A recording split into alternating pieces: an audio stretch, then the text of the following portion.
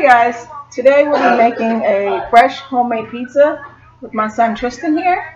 He's going to make his dough from scratch, and we'll just keep you guys posted with his ingredients and how he gets this pizza made.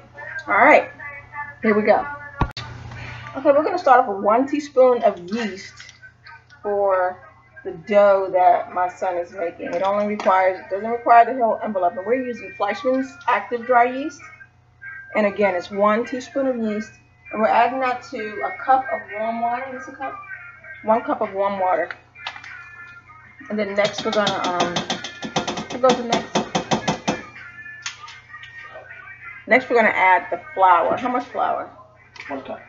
We're gonna add 1 cup of flour and give it a whirl. And we're also adding 1 teaspoon of salt to this pizza dough. This is my son's own recipe. That he's trying to perfect as far as his pizza. Salt. So I'm gonna go ahead and get the salt in there. This is my daughter Diamond, home from college. Go Diamond. She's gonna add the salt for her brother. So again, we have a teaspoon of Fleischmann's yeast, a cup of flour, a cup of warm water, a teaspoon of salt, and we're about to give it all a big spin. As soon as Diamond take your time and pour the salt. We just need 1 teaspoon back. That's good. Yeah, just dump it in. Oh, okay. Yeah, she doesn't take cooking. Yeah, you gotta put it. Okay. That's good. That's good. That's good. Dump it. Okay, we got 1 teaspoon of salt. Next, Tristan's gonna add 2. Okay. Again, we're using this Hamilton Beach handstand mixer. We just bought it the other day. Now I'm going to have to say now, I would not recommend the Hamilton Beach handstand mixer. I don't know if you can hear it in the background, but it does not do well with dough. I guess maybe if you're baking a cake or brownies or something, it would work, but with dough, it doesn't work too well. It's just not a well-balanced mixer. It's very choppy. We've had to give this mixer a lot of assistance with our hands, by spinning the bowl and moving the dough down so it hits the attachments and everything. I don't know. So if you don't have a mixer, you do not, I repeat, you do not want this mixer if you plan on making dough. And again, the Hamilton Beach, it is their cheaper model. This is on sale for like $35. But even at $35, if you're supposed to work, then it should work. So again, it's not something that I recommend. I have to go attend to the mixer. For this pizza, we are using the Romano's pizza sauce. The sauce is great by itself, but it's also great when you add stuff to it. My son adds his own spices and stuff to it, which we'll go over later. But Romano's pizza sauce is a great pizza sauce. It's a great base if you want to add more little spices to it, or if you want to just use it right out of the can, you can use it like a sauce. But we're going to spice it up a little bit. And some like to add the sauce to a saucepan and then add, oregano and basil and other spices to the sauce and add these pieces. So, again, Romano's. Okay, yeah, so what we're going to do is have Ryan taste a little bit of the sauce and just kind of give her overall opinion of the flavor. She can probably tell you about the aroma as well, but the flavor and, she can taste all the seasonings and whatnot. So I'm just going to give her a little bit on a spoon, and she's tasting it before Tristan and I, so that way, come on.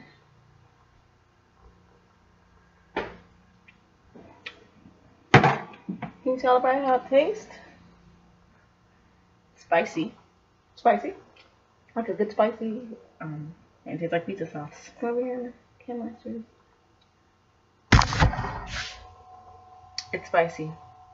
Yeah. But does it have a good pizza flavor? Yeah, it tastes like pizza sauce.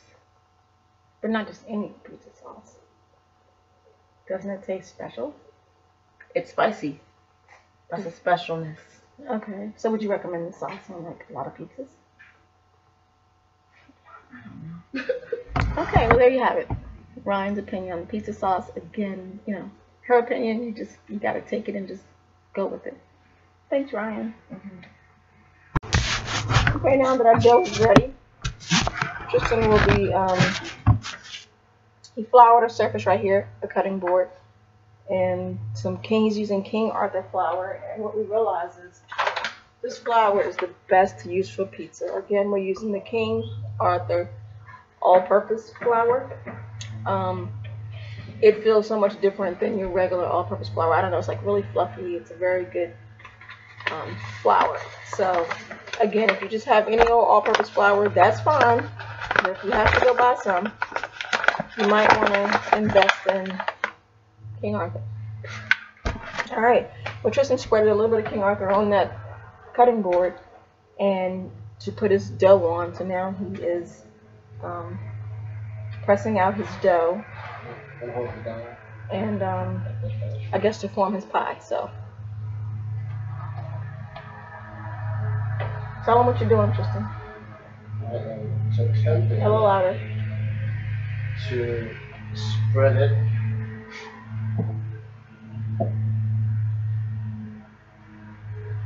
He's keeping a little bit of flour on his board to keep the dough from sticking to the board.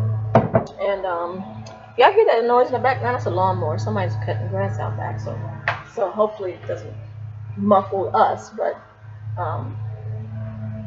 as you can see, he's really working with this dough. You don't want to overplay with your dough because it makes it oh my God. Okay, it makes it My bad, doughy. So you just try to handle it as little as possible. If you know the dough tricks, you can do the dough tricks. I am not good at the dough tricks, but my son apparently is. So you see how he just stretched that out? It's a very good dough. And again, heating that dough in the microwave for 15 minutes, you already have it ready to work with. So you don't have to wait hours and hours and hours for your dough to double in size. You can just put it in the microwave, like I said, let the microwave be hot. And let the steam from your cup just warm up the bowl that your dough is in. And yeah. All right. So my son is going to switch from our cutting board to his pizza board. He feels that it'll make a better surface. So what we're going to do is we're going to move this out the way. And we're going to just get it all on the plate. Put some flour on this cutting board. Again, King Arthur flour. Just put a little bit on there. Wish I could see that flour. It even just looks different. And the reason I guess I'm so amazed is because I usually use the store-brand flour. We're cooking our pizza on a pizza stone.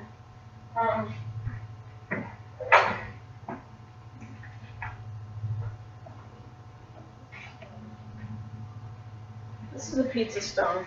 It's like a piece of ceramic. We're using the 15-inch pizza stone by Hamilton Beach. This is what the back looks like, and this is the front. Again, it's like ceramic because it's stone. So again, but we have ours in the oven preheating now. You want to preheat your stone for about 15 minutes before you put your pizza on top of the stone. It works better if they're hot because it's kind of like you're cooking it in a what's it called? A wooden stove. So you get that effect by using the pizza stone. And these are good for reheating your frozen pizza, or if you happen to order a pizza and you wanted to reheat it to have it taste like it came from wherever you bought it. Reheat it on the stone instead of the microwave. It gives it that fresh cooked taste. There we go.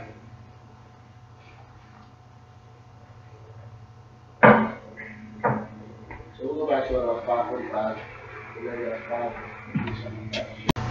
Okay, so we're taking our pizza stone out of the oven.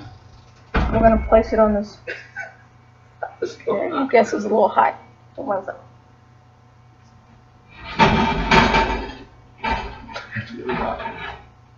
And we're putting it on the little rack that it came with. It's not centered. You might want to pick it up and put it down again just a little bit. Okay, so now we have our stone out the oven. We have our sauce on our pizza. We're using Galvani. How do you say it? Galvani? Yeah. Galbani mozzarella with the whole milk cheese. It comes in a solid block. And what we do is we cut it into slices, stick it in the blender so we can have a fresh grate. If you want to hand grate it, you can, but it's quicker just to cut it up. We stick it in the freezer for like 10 minutes so it can get a little firmer. Stick it in the blender and cut the blender on low. And as you hear, it's just a little soft blend. And you have nice shredded cheese for your pizza. So again, we're using the Galbani mozzarella whole milk all natural cheese. We didn't use the shredded cheese because shredded cheese is put in a bag, and the stuff that they use to put it in the bag keeps the cheese from sticking. And since that chemical or whatever's on it to keep it from sticking, it makes it not melt as easily as a whole fresh mozzarella. So again, you want to grate up your own mozzarella, therefore you know it's going to melt properly to cover your pizza. Okay, here's our pizza before it goes in the oven. Tilt it up a little bit. Okay, it just has cheese on it, and we're gonna stick it in there. We have an oven at 500 degrees. We're taking our stone. We want to put it in the middle rack, right? The lower. Right on the middle rack, and we're gonna come back to it in 15 minutes. Actually, sorry, correction. We're gonna come back to it in 7 minutes. Again, have your oven preheated to 500 degrees. Have your stone preheated 15 minutes prior to your pizza going in the oven, and leave your pizza in the oven for 7 minutes.